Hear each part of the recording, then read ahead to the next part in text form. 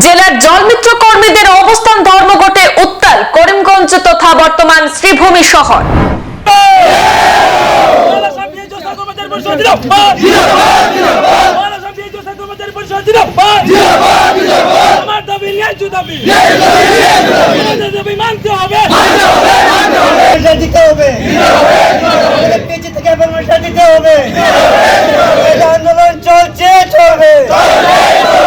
সারা Assam PHE অস্থায়ী শ্রমিক কর্মচারী পরিষদের উদ্যোগে করিমগঞ্জ জেলা তথা বর্তমান শ্রীভূমি জেলা জলমিত্র সমিতির বিভিন্ন দাবিতে অবস্থান ধর্মঘট পালিত হলো আজ।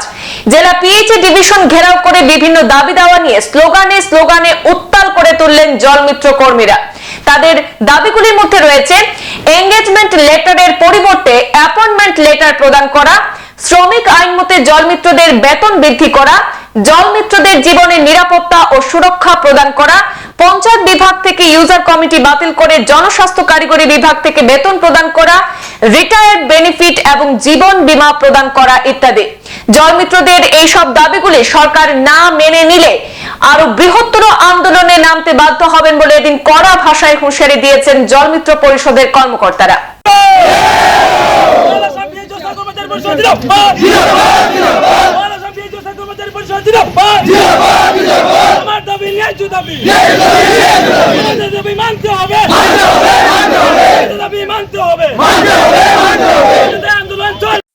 আমাদের অবস্থান ধর্মঘট, তার জন্য অবস্থান ধর্মঘট 3 তারিখ থেকে আমরা কর্মবিরতি আন্দোলন পালন করে আসছি। আমার ওয়াটার সাপ্লাই যেগুলো আমার জলমিত্র আছেন, সেই জলমিত্ররা কর্মবিরতি পালন করছেন। তারই সুবাদে বিশুদ্ধ পানি থেকে বঞ্চিত হচ্ছেন সাধারণ জনগণ।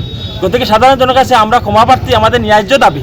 আপনারা দেখছেন ফটো, আমাদের গতকালকে গোলাঘাট জেলায় চন্দনজ্যোতি, বরপাত, গোহাই ডাঙ্গরিয়া অন ডিউটিতে মরেছে জলমিত্র। আমার এক্সিকিউটিভ ইঞ্জিনিয়ারের দায়িত্ব নেওয়া নাই, আমার এসববিলাকেও দায়িত্ব নিলে, আমার আসাম সরকারের দায়িত্ব নেওয়া নাই। গতিকে আমি কর্মবিরতি বর্তমান অবস্থাতে আছি। সেই কর্মবিরতি থাকা অবস্থায় আমার সকল নোটিশ জলমিত্রবিলাকে পঠাইছে। সকল নোটিশ কোনো মালিক নাই, সকল নোটিশর মালিক নাই। সেই মালিক না থাকার দারুণ আমরা আজকে মালিককে তার প্রতিবাদে আমরা জলমিত্রবিলাকে পিএইচই আমরা আন্দোলন করার কারণে আসছি।